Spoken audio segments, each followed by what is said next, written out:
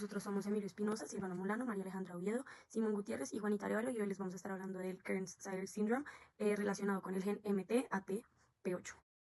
Entonces, principalmente, el síndrome de Kearns-Sayre o SKS es una afección neuromuscular poco frecuente que afecta primordialmente a los ojos y otros sistemas corporales, incluyendo el sistema cardiovascular. Su etiología se atribuye a una alteración en el ADN mitocondrial, orgánulos celulares responsables de la producción mayoritaria de energía del organismo. La manifestación sintomatológica en la mayoría de los casos de SKS se presenta antes de los 20 años de edad, y aunque en la actualidad no existe una cura definitiva, se dispone de diversas opciones terapéuticas para el manejo sintomático y el mejoramiento de la calidad de vida de los pacientes afectados. Dentro de la sintomatología de este síndrome podemos encontrar una amplia variedad de síntomas. Por ejemplo, de manera muy frecuente podemos encontrar la anomalía de la pigmentación de la retina, así como la oftalmoplegia externa progresiva. En casos se puede dar frecuentemente el hipopituitarismo previo, la ataxia, la discapacidad auditiva, las fibras musculares enrojecidas y el estiramiento progresivo del espacio intervertebral. Y de manera poco ocasional tenemos el retraso en la maduración esquelética y la hemiparesia. Dentro de la descripción clínica podemos encontrar que esta enfermedad suele manifestarse en los primeros años de vida con síntomas oculares característicos, como ptosis, retinitis pigmentaria y PEO. Después vamos a poder encontrar que van a aparecer otros síntomas de manera progresiva, pero esta aparición de estos síntomas va a depender de la distribución tisular de la anomalía molecular. Aquí podemos encontrar síntomas como la sordera neurosensorial bilateral, afectaciones cardíacas, afectación del sistema nervioso central o trastornos endocrinos. La enfermedad puede progresar lentamente a lo largo de las décadas con la aparición de nuevos síntomas, y también tenemos que tener en cuenta que se va a dar el empeoramiento gradual de los síntomas previos. En muy pocos casos, el síndrome de Pearson ha evolucionado hacia el síndrome de Kearns-Sayre. Etiología. El síndrome de Kearns-Sayre es causado por lesiones de grandes segmentos del ADN mitocondrial, lo que resulta en la pérdida de genes implicados en la vía de fosforilación oxidativa. Las lesiones son heteroplasmáticas. Los síntomas solo aparecen si la proporción de ADN anormal es alta, con un umbral que varía según el órgano afectado. En casos excepcionales, el SKS puede observarse sin la típica lesión única grande del ADN mitocondrial, pudiendo deberse a mutaciones puntuales en genes de ARNT o del ADN mitocondrial, o en genes nucleares involucrados en el mantenimiento del ADN mitocondrial, como en el gen RM2. En cuanto a los métodos de diagnóstico, tenemos dos criterios principales que serían la tríada de oftalmoplegia externa progresiva y retinopatía pigmentaria. Es muy importante también recalcar que los síntomas se deben presentar antes de los 20 años de edad, y también se debe presentar junto con los siguientes, mínimo uno de los siguientes síntomas: el bloqueo cardíaco, síntomas cerebelosos o niveles de proteína en el líquido cefalorraquídeo superiores a 100 miligramos sobre litro. La patología muscular también juega un papel muy importante, ya que podemos evidenciar fibras rojas rasgadas, fibras azules rasgadas o fibras negativas para citocromo oxidasa en todos los pacientes que padecen esta enfermedad. Y finalmente podemos confirmar un diagnóstico tomando una muestra de ADN mitocondrial y detectando una lesión entre 1.3 y 10 pares de base. Dentro del asesoramiento genético podemos encontrar 4 factores diferentes. El primero es que la mayoría de los casos de SKS son esporádicos. El segundo es que las lesiones de ADN mitocondrial rara vez se transmiten entre generaciones. El riesgo de transmisión materna de una lesión grande de ADN mitocondrial es menor al 4%. Y por último tenemos que en casos excepcionales pueden seguir patrones de herencia materna o autosómica recesiva. El tratamiento y la mejora. El tratamiento es principalmente de apoyo, con seguimiento cardiológico regular y posible uso de dispositivos cardíacos implantables en casos de bloqueo cardíaco avanzado. También se pueden utilizar audífonos para la sordera neurosensorial, y la suplementación con coenzima Q10 puede ser beneficiosa en algunos pacientes. Las manifestaciones oculares pueden requerir cirugía, pero existe un alto riesgo de recurrencia y complicaciones. Nuestro gen fue el MT-ATP8, que es Mitochondrially Encoded ATP Synthase Membrane Subunit 8. Este está ubicado cromosómicamente en la mitocondria, y el tipo de este gen es un gen con proteína producto. Entonces, en cuanto a ensayos clínicos, encontramos un ensayo clínico que está dirigido hacia personas con enfermedad mitocondrial primaria, y se está usando un medicamento que se llama KL1333. Dura pues una dosis de 10 días, y la fase A cuenta, pues está dividida en 3 fases: la fase A, la fase B y la fase C. Entonces la fase A son 8 individuos que no tienen la enfermedad mitocondrial primaria, y pues está diseñada para establecer si es mejor tomarse el medicamento con o pues en ayunas o con un desayuno alto en grasas. Entonces los individuos tienen que recibir los primeros 3 días del tratamiento pues en la clínica, el sitio de tratamiento como tal, y luego tienen que regresar al cuarto y quinto día para control, y luego al final del tratamiento tienen que, 15 días después, al día 15, tienen que regresar para pues, un control final para saber los resultados de esta fase. Luego para la fase B tenemos 16 individuos todavía sin enfermedad, 16 individuos diferentes sin enfermedad, y se van a dividir en grupos de 8 individuos, en dos grupos de 8. Entonces 6 personas de cada grupo se van a tomar el medicamento como tal, y 2 personas se van a tomar un placebo, personas aleatorias. Estas personas van a recibir desde el primer día hasta el día número 12 en el sitio de tratamiento para ser monitoreados, y pues van a regresar el día 13, 14 y 15 para control. Van a regresar pues para ver cómo está funcionando y cómo les está impactando a ellos, pues que no tienen la enfermedad, de efectos adversos que pueda llegar a tener el medicamento. Y luego tenemos la última fase, que es la fase C, que pues se va a realizar, pues se realiza ya después de que se haya hecho la fase A y la fase B, que se obtengan los resultados, y cuenta con 8 personas que sí tienen la enfermedad mitocondrial primaria. Van a recibir en el lugar del tratamiento los primeros 3 días, luego tienen que volver el día 4 y 8, y luego tienen que volver a residir del día 10 al día 12 y volver el día 15 pues para un control de nuevo. Esto es como la única información que se tiene del ensayo, es un ensayo que todavía se está realizando y pues no han obtenido como resultados concretos todavía, porque pues es muy nuevo y apenas como que están realizándolo.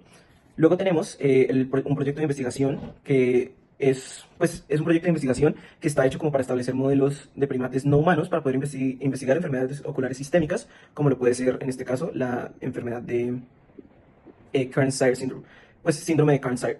Entonces, este proyecto de investigación analiza básicamente los modelos que se están usando actualmente, que principalmente se usan ratones, y pues se ve que como el ratón es el modelo más usado, porque pues es como tenemos mayor capacidad para poder diseñar animales genéticamente óptimos pues para evaluar estas enfermedades específicas. Entonces podemos diseñar genéticamente ratones para poder evaluar óptimamente pues, las enfermedades que se van a investigar.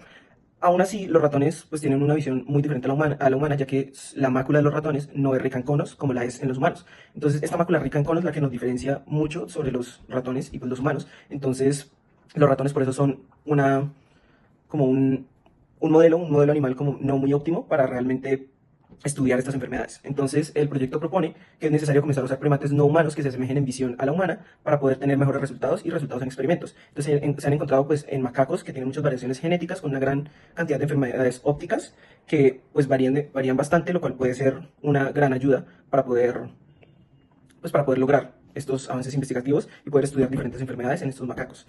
Entonces, el proyecto propone diferentes metas a lograr pues, para poder tener un mejor alcance de investigación a la hora de tener modelos animales. La primera meta sería realizar una secuenciación genética especializada en esas enfermedades de la retina de los diferentes macacos, específicamente macacos rhesus. Se tiene planteado 1.600 macacos rhesus individuales, hacerles esa secuenciación genética para identificar las diferentes enfermedades retinales causadas por diferentes genes. Luego tenemos la segunda meta, que es establecer una base de datos de mutaciones en ojos de macacos. Luego tenemos la tercera meta, que es generar múltiples modelos de macacos de enfermedades oculares humanas. Entonces ya sería pues usar los diferentes macacos para evaluar las diferentes enfermedades humanas, pues debido a su parecido a nuestra visión. Y la última meta es caracterizar los fenotipos producidos e iniciar pruebas de tratamiento en macacos. Entonces sería identificar las enfermedades y comenzar a probar diferentes medicamentos y tratamientos para poder, ya que son lo suficientemente similares a humanos, para poder comenzar a probarlos en humanos. El medicamento vatiquinona, también conocido como alfa-tocoferolquinona, está relacionado con la vitamina E y previene la muerte celular. Este medicamento regula la actividad mitocondrial y frena síntomas como la pérdida de coordinación, fuerza muscular y los problemas de visión y audición. El mecanismo de acción de la vatiquinona podría vincular la vía de señalización WNT. La relación entre la señalización de WNT y la mitocondria está vinculado, ya que la señalización de WNT afecta la permeabilidad de la membrana mitocondrial. Cuando la vía WNT está activa, la beta-catenina no se degrada y puede influir en la expresión de genes que están relacionados con la función mitocondrial. En particular, la señalización WNT puede regular la abertura de MPTP, un poro de la membrana mitocondrial que cuando se abre puede llevar a la pérdida potencial de membrana mitocondrial, a la liberación de factores proapoptóticos y finalmente a la muerte celular. Por lo tanto, al activar la señalización WNT, la beta-catenina estabilizada puede ayudar a mantener la integridad de la membrana mitocondrial, preveniendo la abertura de MPTP, protegiendo la célula de la muerte.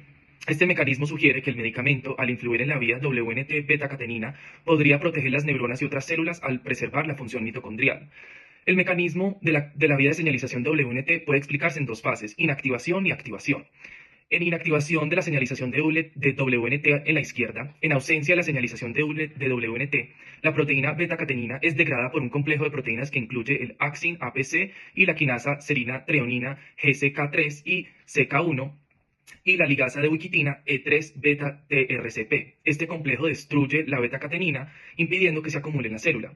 En la vía de activación de la señalización WNT en la derecha, cuando la señalización WNT se activa, WNT se une a un receptor membranario en la superficie celular, lo que provoca que el axin se una a la proteína receptora relacionada con lipoproteínas fosforiladas. Esto rompe el complejo de destrucción que permite a la beta-catenina estabilizarse.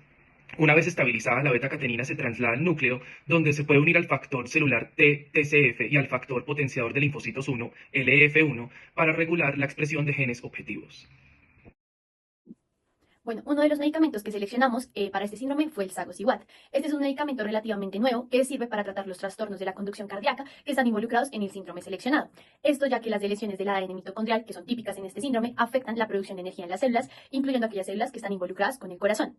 Esta disminución en la energía puede alterar el funcionamiento normal de las vías eléctricas que coordinan los latidos cardíacos, ya que una disfunción mitocondrial podría afectar el funcionamiento del músculo liso, que es el que se encarga de hacer las contracciones o las relajaciones de los vasos sanguíneos.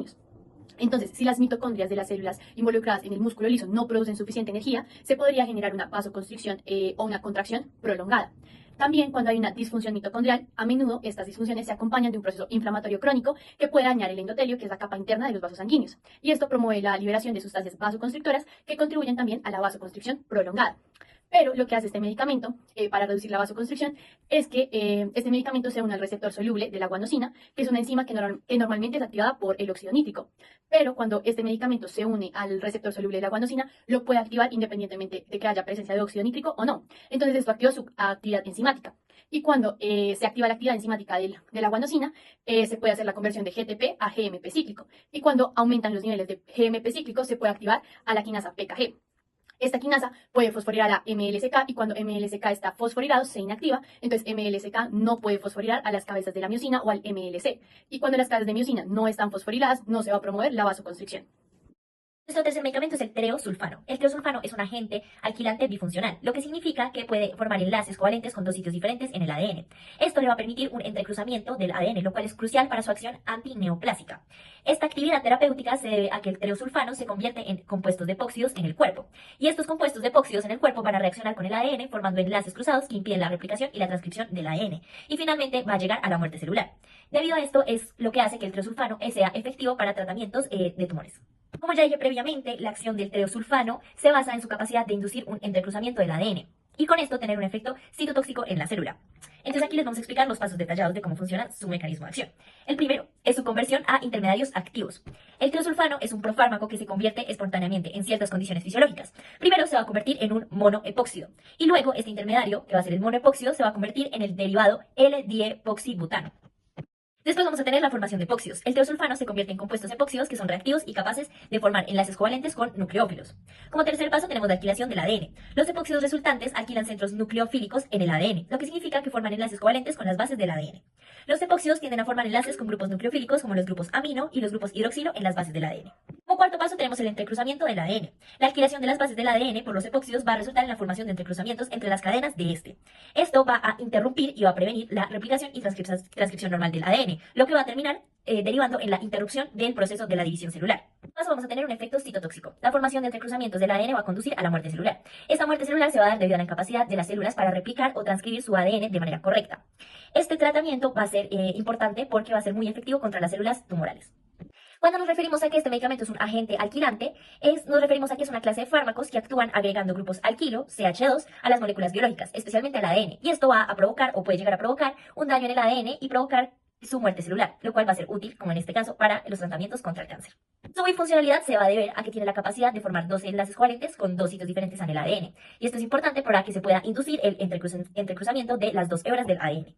Para terminar, quisiéramos aclarar un poco más la función de los epóxidos. Los epóxidos son compuestos con un grupo epóxido, que podemos ver aquí en la diapositiva, que es un anillo de oxígeno de 3 miembros. Estas estructuras son altamente reactivas debido a la tensión que hay en el anillo. En condiciones fisiológicas, los epóxidos pueden reaccionar fácilmente con nucleófilos, como las bases del ADN.